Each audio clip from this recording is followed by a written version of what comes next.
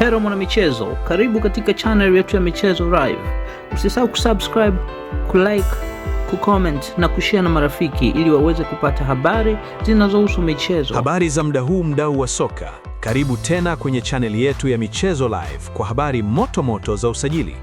Leo tunaiangazia klabu ya Yanga ambayo inaonekana kudhamiria kweli kuboresha idara yake ya ulinzi. Taarifa zinazotufikia ni kwamba kipa chipukizi na tegemeo wa Pamba Jiji, Yona Amosi, yuko mbioni kutua Jangwani. Je, dili hili limefikia wapi? Baki nami mwanzo mpaka mwisho.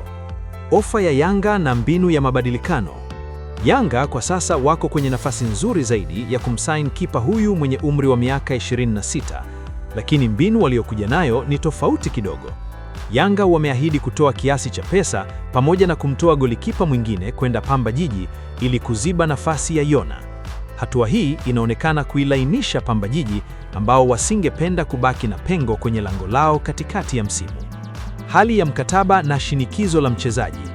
Kwa nini sasa hivi? Yona Amosi amebakiza mkataba wa miezi 6 tu na matajiri hao wa mkoa wa Mwanza, Pamba Jiji. Taarifa za ndani zinasema Yona tayari ameuambia uongozi wake wamuuze mwezi huu wa Januari. Ameweka wazi kuwa hata saini mkataba mpya mwishoni mwa msimu, hivyo Pamba wanalazimika kumuuza sasa ili wasimpoteze bure kama mchezaji huru mwezi Juni. Simba na Singida wapigwa na butwaa. Ikumbukwe kuwa Yanga si pekee waliokuwa wakimtaka kipa huyu.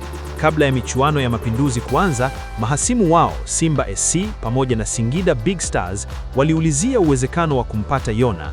Hata hivyo, mpaka sasa klabu hizo mbili hazijapeleka ofa yoyote rasmi mezani, jambo linalowapa Yanga upenyo wa kumaliza biashara hiyo haraka iwezekanavyo.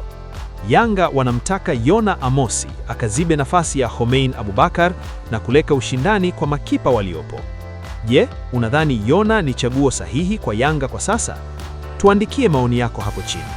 Usisahau kusubscribe ili usipitwe na muendelezo wa sakata hili. Mimi ni Dennis wa Michezo Live. Asante na kwaheri. Asante kwa kutufuatilia mpaka mwisho. Usisahau kusubscribe na kuacha maoni yako. Ikiwa umependa channel hii, acha maoni yako hapo, share na marafiki.